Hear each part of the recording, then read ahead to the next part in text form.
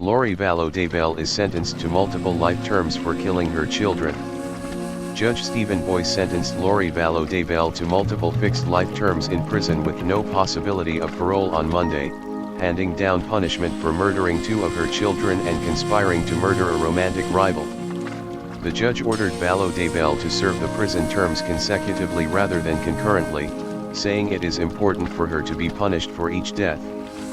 Vallow Daybell, 50, was found guilty of first-degree murder and conspiracy charges in May, as a jury agreed with prosecutors who said she wanted to eliminate her youngest children as part of a plan to embark on a new life with Chad Daybell, as well as conspiring to murder Daybell's then-wife, Tammy Daybell.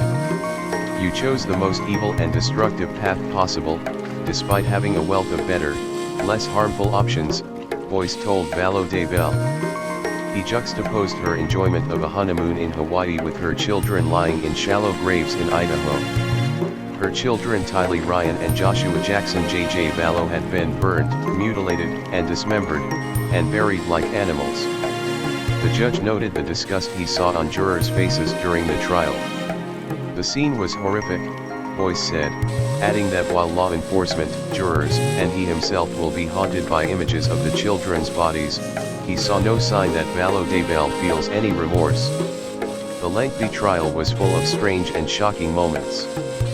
Prosecutors say Vallow Daybell was motivated by arcane religious beliefs about dark energy and the end times, as well as by her desire to pursue a life with Chad Daybell, which included conspiring to kill his now-deceased wife. For the first time in the trial, Vallow Daybell gave an accounting of her own actions, speaking in court for roughly 8.5 minutes. But she insisted she is not guilty of murder and said her victims have visited her in spiritual form and are happy in the afterlife. Jesus knows me, and Jesus understands me, Vallow Daybell said, adding that she mourns those who died. But, she added, Jesus Christ knows that no one was murdered in this case. Vallow Daybell said she underwent a personal transformation in 2002, when she says she had a near-death experience while giving birth to Tylee. I had access to heaven and the spirit world, she said, adding that while she was tempted to remain in the afterlife, she returned to her body. Since then, I have had many communications from people now living in heaven, including my children and other relatives, she said.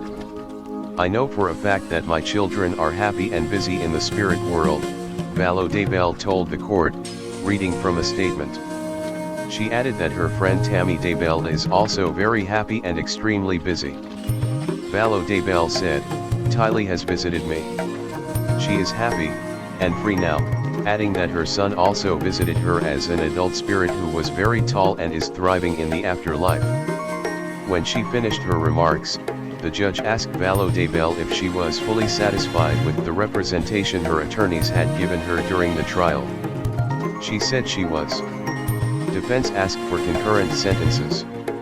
Boyce handed down his sentence after hearing 5 victim impact statements from relatives of Tylee and JJ, the children whose bodies were found in 2020, and from relatives of Tammy Daybell, the previous wife of Chad Daybell, who also faces charges in all 3 deaths. Later, Bonneville County Public Defender John Thomas, who is one of Vallow Daybell's attorneys, urged Boyce to impose on his client a 20-year fixed term with an indeterminate life sentence, with her prison term set to run concurrently. Prosecutor Rob Wood asked for the maximum sentence, several fixed life terms without the possibility of parole, saying Vallow Daybell had betrayed her children's trust in a horrific manner. The children's bodies were found in 2020. A jury found Vallow Daybell guilty of killing her 2 youngest children, Tylee Ryan and Joshua Jackson J.J. Vallow.